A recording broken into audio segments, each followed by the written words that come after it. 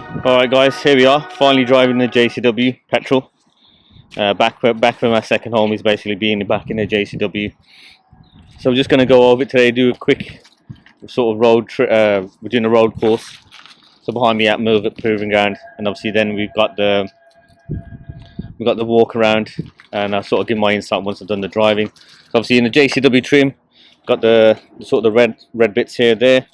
Got the bonnet stripes, and obviously it being the Petrol, it's got more intakes up there at the front. You got the little flaps in the corner here. They open and close for cooling as well. Yeah, so red roof, bird mirror caps. Obviously we've got the JCW caliper as well, and the JCW wheels as well. Obviously a nice how it's all color coded now. Obviously back in days we had to paint this ourselves, so it's nice having that option. Got the black door handles. Actually set on Sport Contact 7 today. They're apparently a really good tyre. JCW wing, obviously you got the actual big wing like the JCW wing. Obviously that's a standard one. Obviously got the Spider-Man lights. So we're not seeing the actual physical JCW logo no more. It's more of an inlay next to the Cooper. Got the single exit exhaust here, but there is another exhaust bit there. Yeah, so this little nods here reminds me back to the JCW with the lip side. I think the big selling point is this one's got the pan roof as well. I think one of the best selling points is the interior. Got the JCW side kicks here as well. Obviously I do like this kind of cloth thing, the fabric as well woven in. Got the JCW steering wheel as well, which is a nice feature with the band. It is a bit more thick than I would like it to be. I think it should be slightly thinner. This one's got the Harman Kardon on as well. Obviously probably the most biggest rear seats you ever had in a Mini. And then you've got the two dual USB ports there as well. And the Pano roof is quite big. Obviously they split it this time, so you got the two, so you got kind of front and the back, which is kind of cool. Really, obviously you've never had that on a Mini. The seats are really good as well, nice and comfortable. Just being good at being a JCW, having that uniqueness to it. I think that's what's missing from a lot of new cars as well, is the uniqueness. And it does, one thing I did notice being back in a petrol car as well, that dashboard is a lot more forward and pronounced. So you'll see what I mean when I jump in now.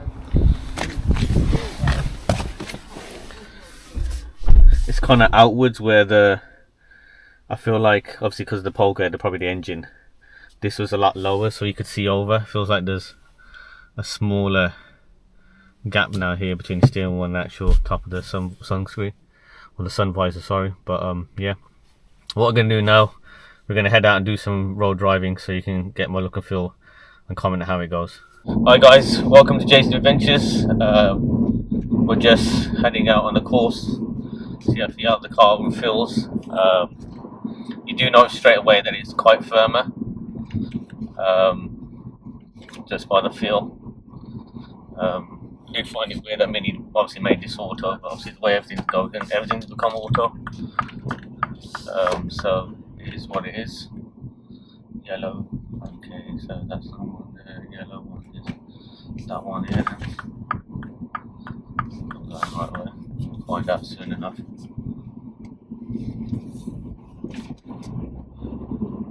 Yeah, just making the most of the car now.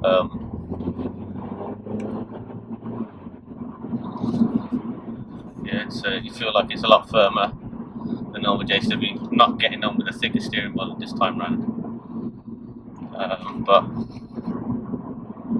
yeah, the poke is definitely there.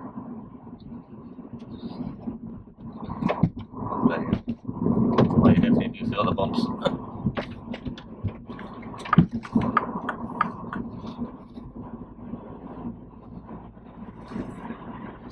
Yeah, so what should we say? What's there to say basically? Apart from the Cooper S, it's all it's all better. You definitely feel a bit more in control with the car. Yeah, it does rotate as well into the corners. It does lean well.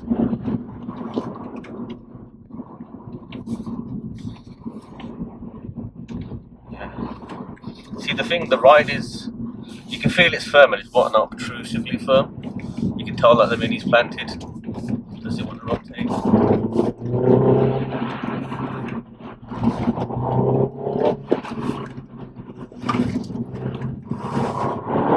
It does feel like it's lacking the noise. I think that's the problem with most new cars now. The noise isn't just there.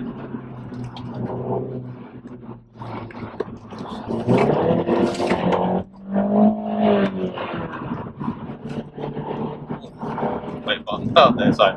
Just on the Millbrook, the course. 10% braking. Okay. Bit of rotation there.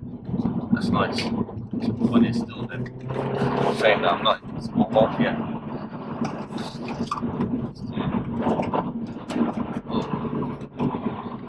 Still learning this course.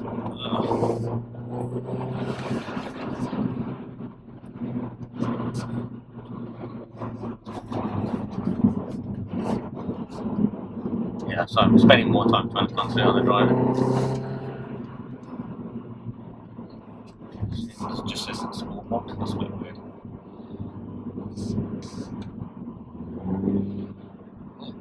Wow, that's a big difference.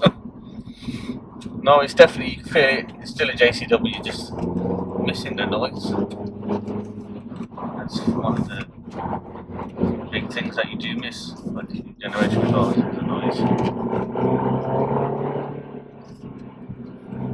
Well, so I'm trying to concentrate.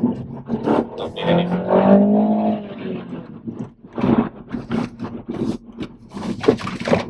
Wow. Oh. I can see where you can get airport now. Oh wow. So I'm just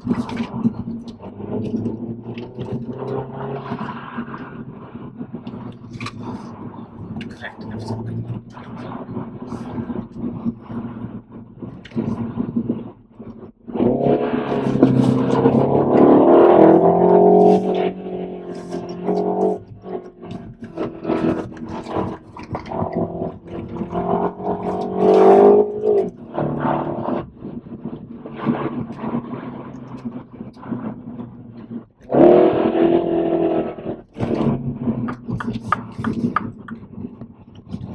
Alright guys, we'll do a bit of spiritual driving so you can see what this course is like. So obviously we got the car in go-kart mode. We've got an E-manual. We've got full control.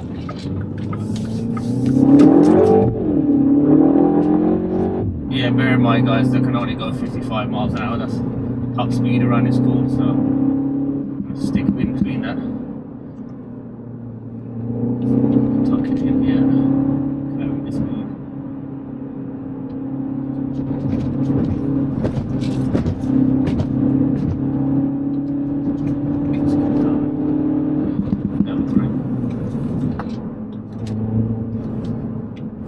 Something ahead.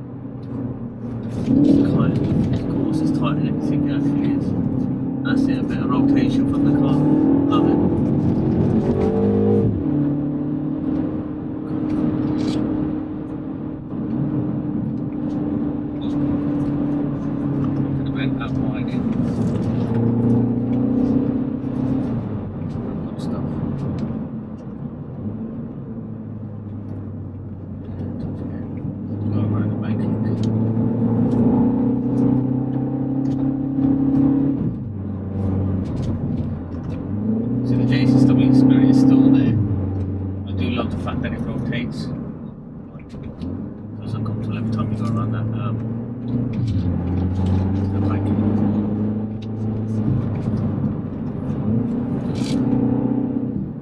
when you do actually get on it, it comes alive where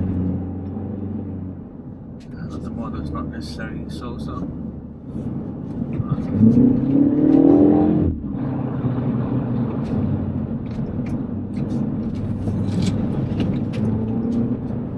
Here's the infamous jump away. But yeah, no, it's there. You can see that you can feel the tucking. It tucks it really well.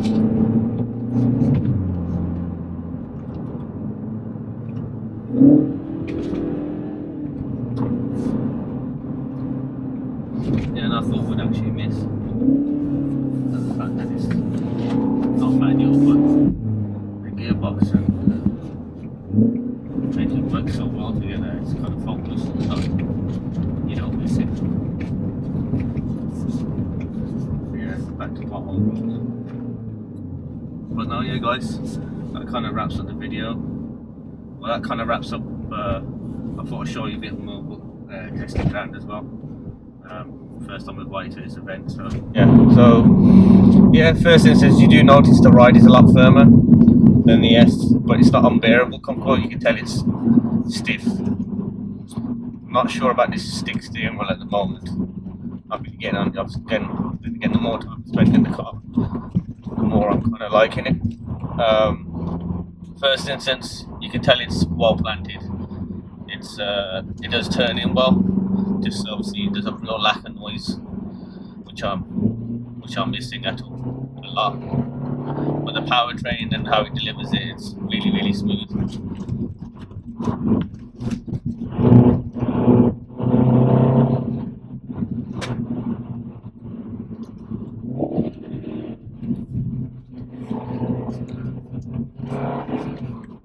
Yeah. But no, actually the drive feel and everything is still there. It does like to rotate as well. So not just there, I'm on this pavement thing.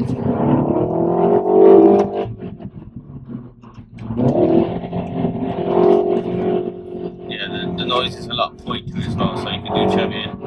And they have kept some of the trail braking as well from the R56. It's not as prevalent, but you can force it into a bit of trail braking.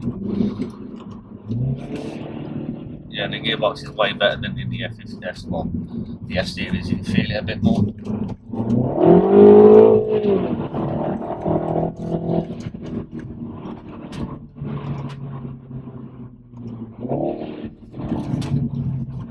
Yeah, the piped in noise is doing nothing for me, to be fair.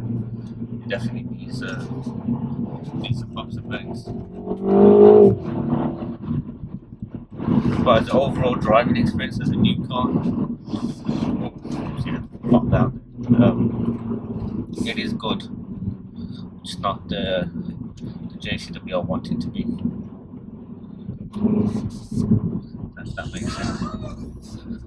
I feel like it's there, but it's kind of hidden. So it's one of the things that I reckon this car would need exhaust.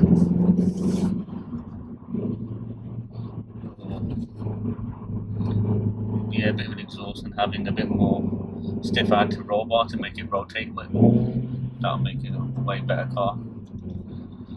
But, going back to kind of the powertrain, it's a lot faster. It's like there's no interruption, and it's basically non-existent turbo lag. Obviously, my JCWRs, you kind of you have to wait it and work it. Looks like this with any kind of gear or anything. It just picks up and goes.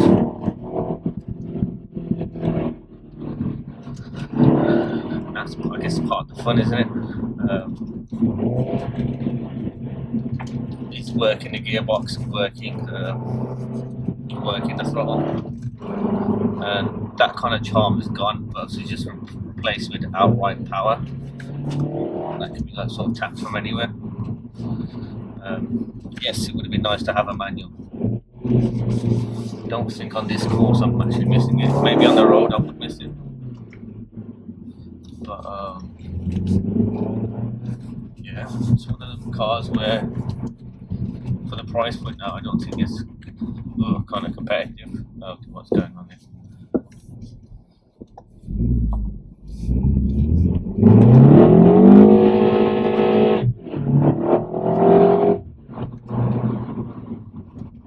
Yeah, there's me. Yeah.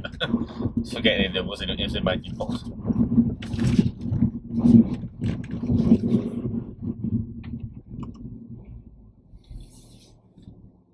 little bit of a good run here, but no, it's a sorted car. It's planted. Just don't know. Well, it's something I would love again.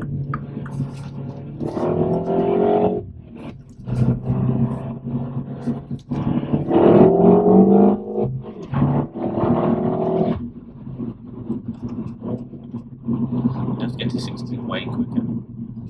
It's an enjoyable car. Just my only worry is the kind of the price point now. It's so expensive, and the rest of the competition has caught up as well. So that's kind of the only worry that we're doing stuff. I got my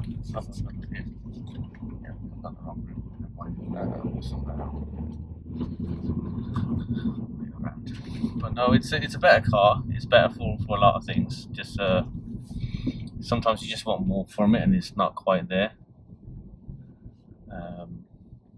But I'm enjoying it. So kind of wrap up sessions. You can tell it's a lot of faster car. It's a lot more planted.